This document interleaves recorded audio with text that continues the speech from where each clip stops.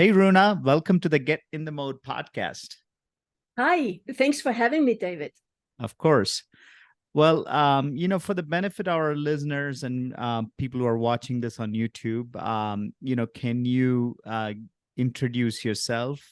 Tell us what you've been up to. Right. Well, I originally come from Iceland, that place that people find exciting, exotic, actually starting a new eruption there. So I think people will be flocking.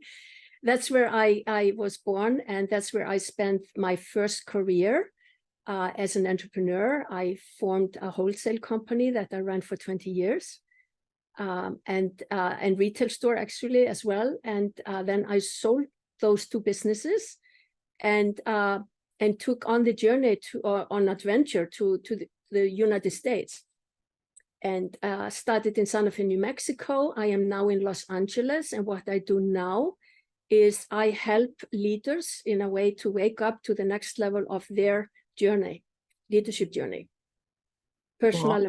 Well, yeah, awesome. I was looking at your LinkedIn profile. It said activator. I'm curious about that word activator. How did you come up with that? It came from clients. Okay. It Yeah. came from clients. You know, the best marketing words come from clients. That's right. Yeah. It seems that people, if they work with me, they kind of feel emboldened. They feel they step into their power. They feel emboldened. And sometimes they literally say, "You have given me permission." Yeah. Yeah.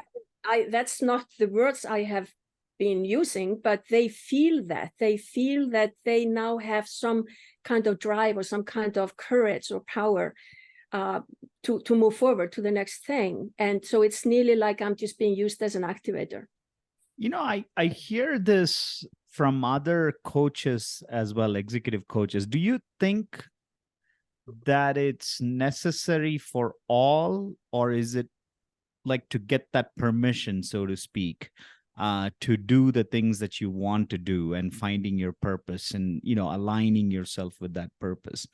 But I definitely want to dive into yours. But before that, I just wonder, as you yourself being a coach, is that I found that as a common theme, like people are looking for my permission. Is there something to it? I think there is something to it. I think it has to do with the imprinting we have gotten from family, from our school system, from society, that we are supposed to take a certain path that brings us to safety and security financially, so we can take care of ourselves in life. And often when people do that, they leave behind dreams. They leave behind gifts and talents that are not easy to monetize. So they are kind of leaving part of themselves behind and doing what they think they are supposed to be doing. So when they start looking at other possibilities, looking at that other piece of themselves that hasn't been nurtured or expressed, they feel a little bit guilty. They don't feel they have permission to go there because they are just so strongly imprinted. It has become habitual to them to follow the traditional norm, what's expected of them. Yeah, it's certainly sort of offers some freedom from some of those limiting beliefs. That's right. Let's talk about your journey, to finding purpose and higher levels of consciousness. How was that activated personally in you? What, talk to us about, expand on that journey. Right. Well, then I have to take you back to Iceland, to the last years of me running my businesses there. Fortunately, I had not needed anyone's permission to do what I wanted to do. I became an entrepreneur accidentally, but I had passion for it and I followed that, and that worked. It was successful. But at the end of these 20 years there, I started to feel that there was something missing for me. There was a hole inside of me that I didn't know where it came from. I was successful in business. I was happily married. I had two beautiful kids. We had a beautiful home in a wonderful area in Reykjavik. So externally, everything was perfect. But internally, there started to be some nagging longing for something that I didn't know what was.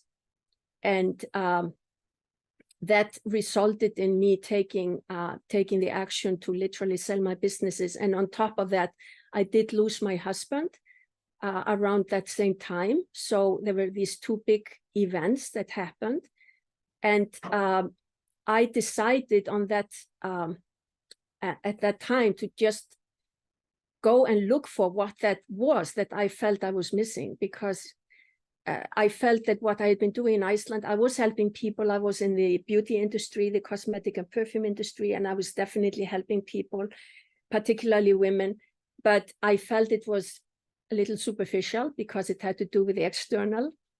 And I think that I started to ask the question, there has to be more to life. There has to be more that I can contribute in a different way. And that was the question that I went to the US with, to explore that. Ended up in Santa Fe, New Mexico, started to dive into different teachings with different teachers, and Native American teaching, psychology, Qigong, Tai Chi, the martial arts. There's so much in that philosophy that is just life-changing. And I also did some training with John Milton out in the nature, leadership in nature. And I was doing all of this in the beginning to do my own healing of having lost my husband, own healing of giving up my identity as an entrepreneur, as a business owner, as a wife, and looking for what that missing piece was. And so that's how I started on that committed journey to find the answer. And now I would say to you that what I was missing was my higher purpose. Yeah, that inner nagging, which kind of kickstarted this journey, it was I don't know if it was related to those big events that happened in your life. Sometimes it does. What does that feel like for people that you come across? What are some symptoms that you see? What should someone look for? Like, hey, I don't think I'm, because a lot of times when you have a job or when you are a leader, an entrepreneur, you're just kind of doing problem solving your life, and you're just kind of going with the flow. Perhaps you're successful. Perhaps you've got, from a Maslow's hierarchy standpoint, you have safety, security, maybe even a sense of belonging with your relationships and friends that you have, or maybe a community that you're a part of. What's the nagging that one should pay attention to?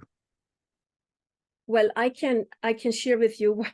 There was one word that described that for me, and in a particular moment that I was preparing one morning to go to work, putting on my makeup, and I looked in the mirror, and what I saw was a robot. And I got really startled. I said, "Who are you?" I don't want to be a robot. And that was really the turning point for me to decide, I don't want to be a robot. I want to be something more. There has to be something more. What my clients often talk about is some kind of dissatisfaction, even though everything is perfect on the external. There is a nagging dissatisfaction, like something is missing. Sometimes it's loneliness, even though they are in the midst of community, family, community at work. There is still this nagging loneliness. And in a way, I see it as a disconnection. I see it as a disconnection from the deeper parts of ourselves and really deeper parts of life. But disconnection is not usually what they come up with, but it is this it's this nearly feeling like there is a hole in their heart, that there is something really deeply missing. And sometimes people go into burnout, and then it is more physical. It's exhaustion. It's literally all the symptoms of stress and anxiety that can end up in burnout. So it can be very physical, but sometimes that's not the case. That was not the case for me, but it was the emotional part that was screaming at me that something was not right. Yeah, and once you pay attention to this perhaps for lack of a better word, let's call it this inner nagging. Yeah.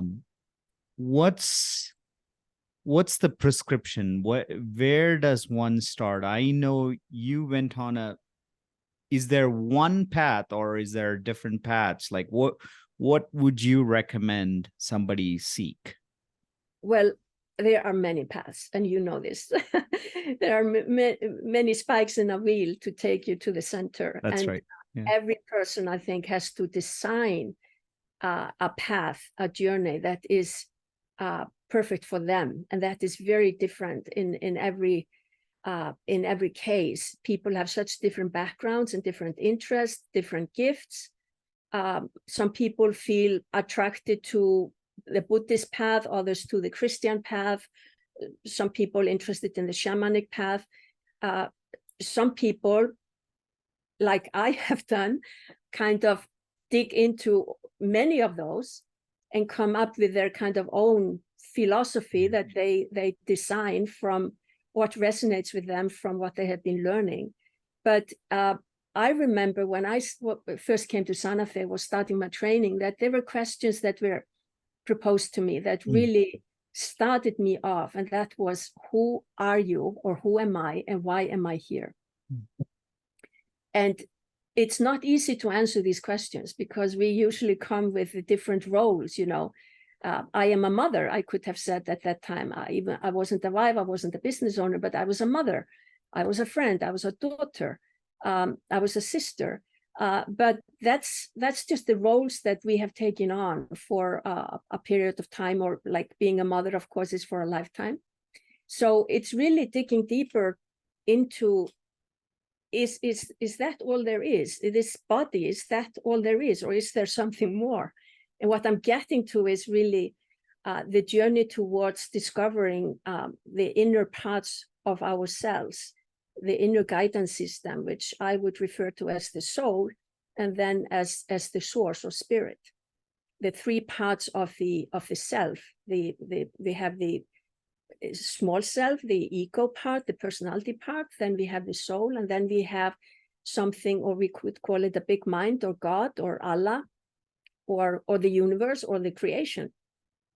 And so I was exposed to those different dimensions that literally changed the way I thought about my life and moving forward. And what became kind of a guiding light for me was to create a connection and partnership with my soul, and with the aim to have the soul be in charge instead of the ego.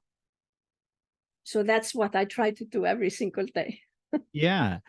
And you mentioned Tai Chi. I'm curious. I've heard this with other martial arts practitioners too. What are some insights you've gleaned from martial art like Tai Chi? Oh, slowing down. It's a big one. We are so fast paced. From the morning we wake up to the end of the day. We don't know how to relax. We don't understand the different forces, the pushing and the yielding. If you have ever seen a martial artist do push hands, he knows when to yield, and he knows when to move forward. And it's very intuitive, and that's what you learn practicing the martial arts. And you also learn not to use the mind, because there's no way to be in a Tai Chi form or flowing through that and using your mind. You have to intuitively go into the feeling and into the flow. So these were some really big fundamental things that I came away with. Yeah. And I'm curious in terms of, like, once you went on this journey and, perhaps, and that journey sometimes never ends, like it's part of your life, right? It keeps recurring once you get into that. Is there, I'm curious about ways to be a little more proactive about this. A lot of times people go on this journey, perhaps more in their midlife. I wonder, for the younger listeners, you know, I'm just looking back on my own life. I've always done a lot of things that sort of like I've been in other people's frame, like my parents or, That's right. my relationships and, other things that may be circumstantial and situational, right? And I look at them as more as opportunities and I say, okay, well, this was an opportunity that was great at that time and I took it. Um, very rarely have I had a sort of like a purposeful, intentional way of, going after something, or, perhaps even that doesn't mean like, I'm not talking about hustle, but I'm more talking about being intentional about what you are willing to say yes to and what you're saying no to. In fact, you say no to a lot of things. Right. My going back to my question about, is there a proactive approach to all of this? I just, again, why I got into my story was I wish I could go back to my 20-year-old or 18-year-old self and say the things that I know about now and say, you need to chart your own path, so to speak. Right. What hearing all of this, what's your response? Well, I would just say to begin with, your path has been perfect, David. I would not have any regrets, because if it was in your blueprint to have woken up to those things in your 20s, you would have. Sometimes we need to be asleep a little bit to get into trouble and taste the hardship of life, which is sometimes needed for us then to wake up. Yeah. But I do know that there are a lot of young people that are being born into this world today that are surprisingly awake and conscious, more than I would say when I was growing up. And that's good. And these young people, they want more purpose. They want very different things out of life from the very beginning. But whether they are realizing that they can design their reality, they can design their life, they might not be there yet, because they are busy with educating themselves, getting a job, maybe forming a family, having fun. So they are busy with so many different things, and they don't think that this is actually important or relevant. But often around the age of 35 to 40, when people have done all these different things, and this was the case with me, I was 40 exactly when I started to have that nagging feeling. People wake up to what's next. There has to be something more than this. Yeah. But if there are young people listening who are interested to be more intentional with their design of their life, I would make a commitment to myself and to my soul and create that partnership and ask for guidance with how to form that path. So be co-creative with spirit in a way. You're absolutely right. Like I just go back to this Nietzsche's idea of eternal recurrence. I don't know if you know that the concept of that. What he explores is, if you were to be cursed with this life, living this life over and over again, would you want to live it, or would you be? That would be the tragedy of your existence, coming back to live this again and again, right? Sort of, and that's kind of the challenge he asks. It's a question to everybody, like, how would you like to live this eternally, and what if that was your heaven or hell? So you're absolutely right about, there is learnings from having fun, going, kind of exploring things without a lot of knowledge, being conscious and things like that. Absolutely.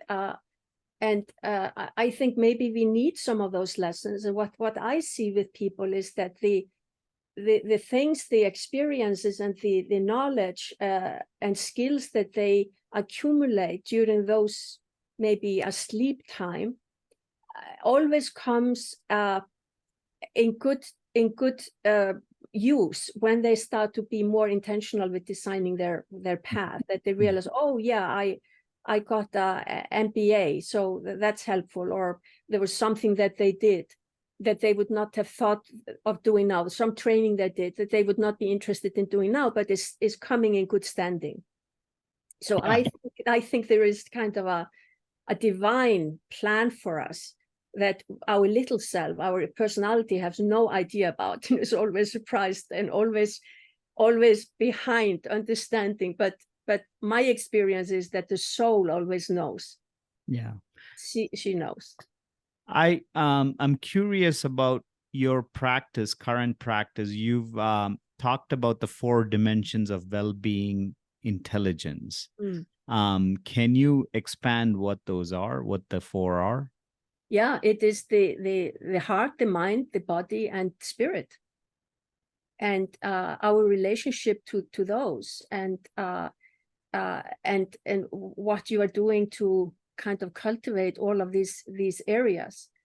And I think we spend a lot of time with the mind.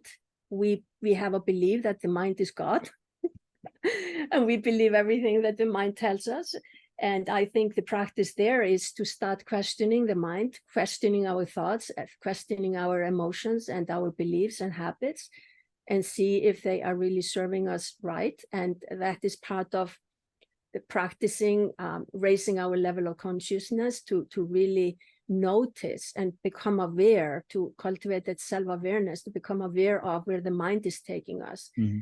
And the mind usually is in charge at the expense of our feelings, our heart, which actually knows everything. That's where I think the soul resides.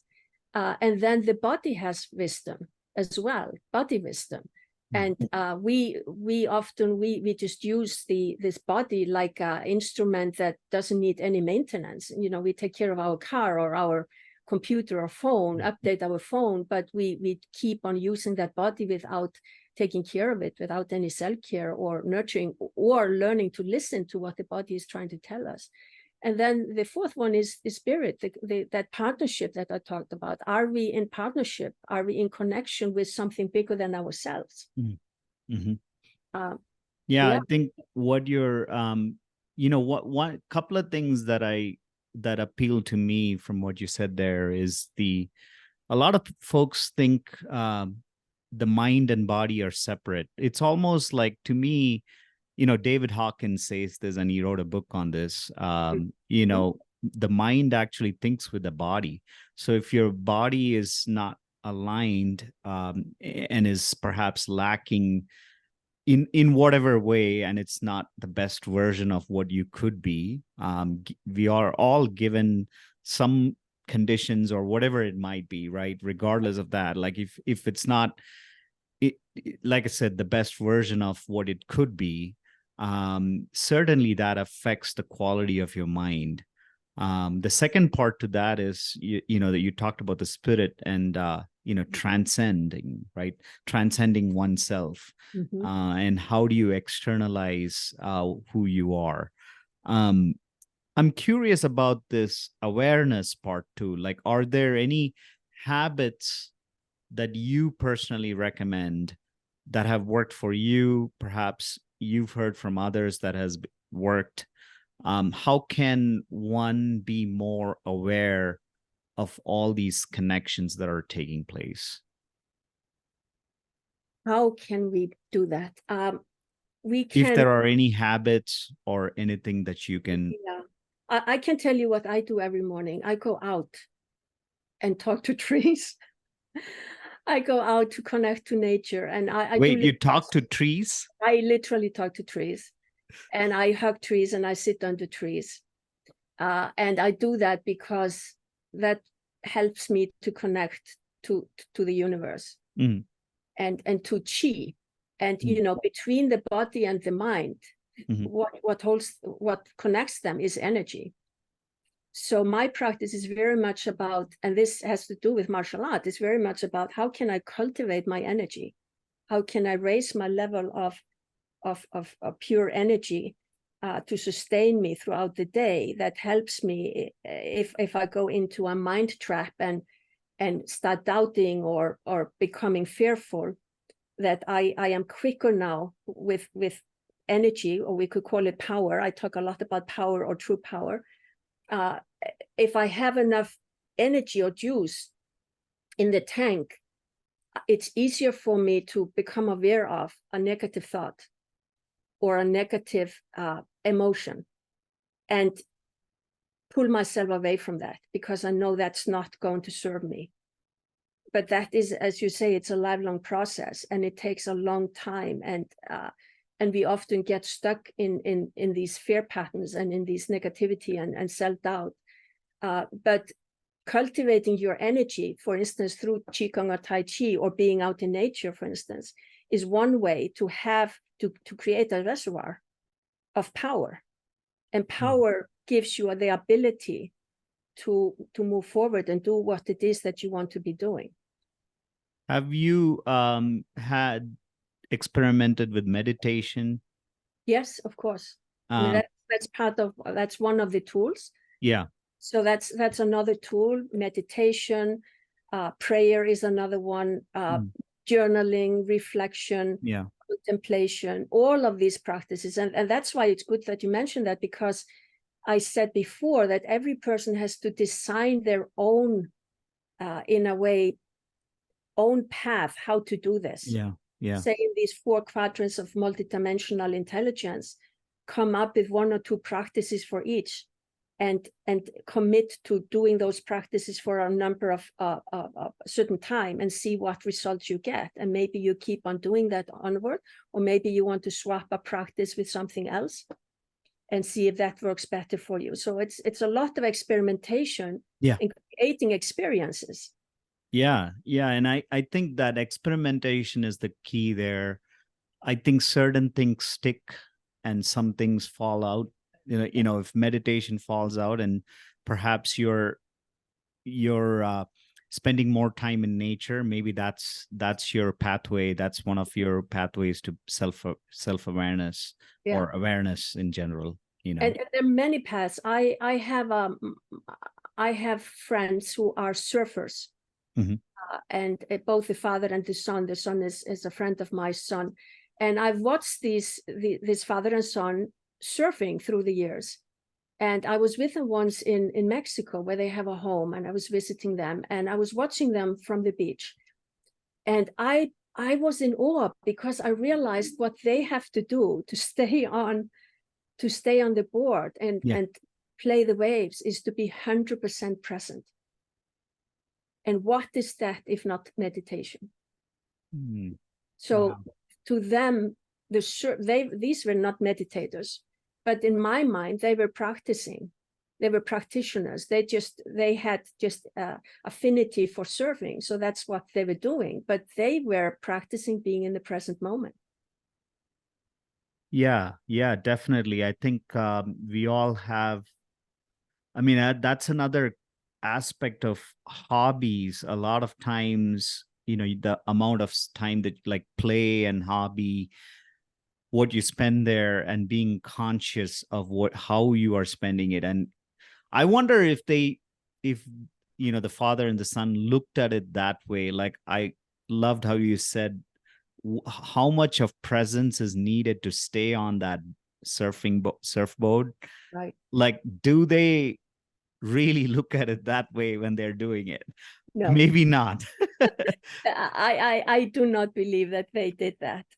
Absolutely. But I think it'd be interesting if one gets to that level of awareness, to be like, wow, this is a new way of me looking at what I enjoy doing. Perhaps I am a surfer, and you know, that's like, you know, I think that level of awareness, you know, how does one arrive at that, right? You know, what you noticed and observed, you know, of them. You know, what comes to me is that, you know, at some point, I am sure that, and particularly as they get older, that when we see these servers, you know, that are competing, and we see on TV that they are flying through waves and stuff,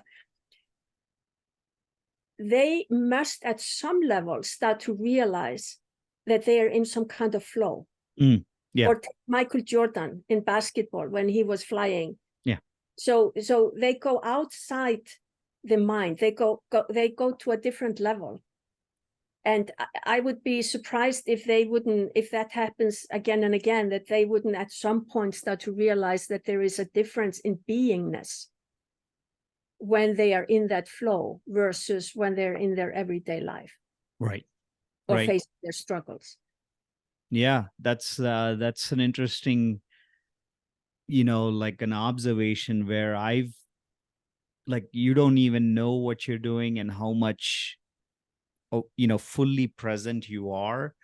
And, somebody has to observe and then they realize, oh my God, you're fully present, in that moment. Yeah. What are some upcoming projects and initiatives that you're working on?